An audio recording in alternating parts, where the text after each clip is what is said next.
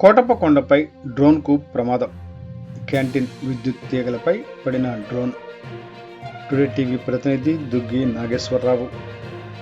పల్నాడు జిల్లా మహాశివరాత్రి సందర్భంగా కోటప్పకొండలోని శ్రీ త్రికోటేశ్వర స్వామి తిరునాళ్లలో కోటయ్య కొండపై శాంతి భద్రతలు పర్యవేక్షణ కొరకు డ్రోన్ను జిల్లా పోలీసు యంత్రాంగం ఉపయోగించింది.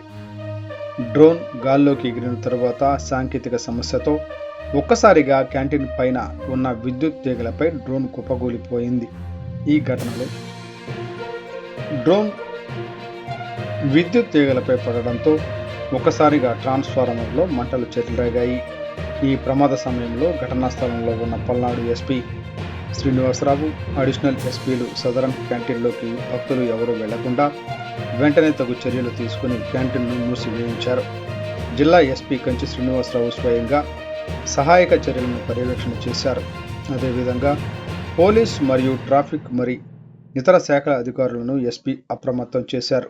చాలా జాగ్రత్తగా ఎలాంటి అవాంఛనీయ సంఘటనలకు తావు ఇవ్వకుండా అధికారులు సిబ్బంది చురుకుగా ఉండాలని ఆయన ఆదేశించారు. ఈ సంఘటనలో ఎలాంటి నష్టం జరగకపోవడంతో అధికారులంతా ఊపిరి పీల్చుకున్నారు.